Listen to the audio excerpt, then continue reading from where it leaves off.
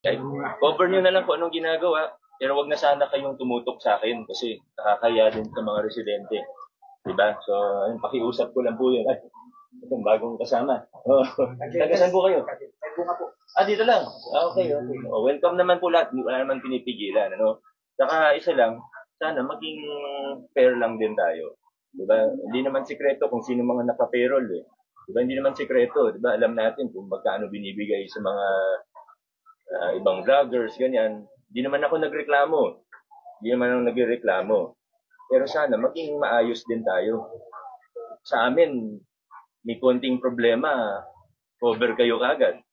Nagreklamo ako, hindi naman. Diba, hindi ako nagreklamo. Sa kabila, libong tao dumagsa, nagkakagulo. Meron ba sa inyong nag-cover? In-over nyo? Totoong usapan lang. Baka totoo tayo. Alam ko kayo, pumunta kayo. Yun. Hindi ko naman sinasabi kung ano dapat at hindi nyo dapat gawin.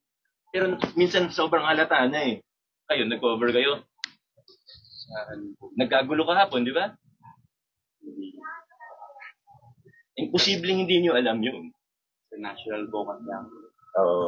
Pero yung boss mo, alam niya yun. So, nagiging obvious masyado yung ginagawa ninyo eh. Kayo, nag-cover kayo. Yun yung sinasabi ko. Sa amin, 50 tao lang magkagulo. Nagreklamo ba ako na kino-cover nyo? Hindi naman eh. Pinipigilan ko ba kayo? May gulo sa amin. Nangyayari talaga yan, di ba? May gulo sa amin. Nagreklamo ba ako na kino-cover nyo ako? Hindi po. Okay lang. Kasi alam ko trabaho nyo yan eh.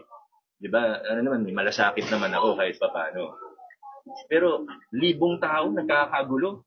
Vote buying yun. Walang, ang Paul Aid, hindi lehitimong ano yan ha.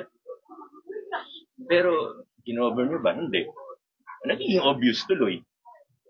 Diba? So, sa akin naman, okay lang, gawin yung trabaho ninyo. Hindi naman ako nagreklamo. Pero hindi naman ako papayag na okay lang ako lokohin nyo. Pero, pag niloloko na yung tao, ibang usapan na po yun.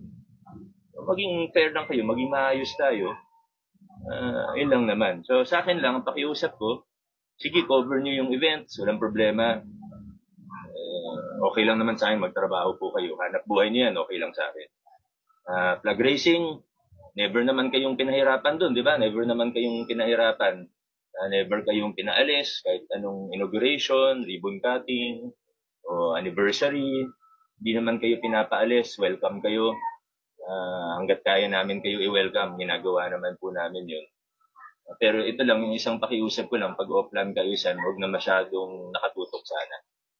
Okay lang ha. Pasensya na kung sinabi ko na ng diretso. Kasi huwag natin lokohin ng tao. Diba? Magpakatotoo lang tayo. Okay? Maraming salamat po. Pasensya na kung hindi naman siguro lahat. Yung iba wala rin naman ngayon, wala. Pero alam na natin 'yun, diba? Alam naman natin. Salamat, pasensya na. Thank you po. Ano pa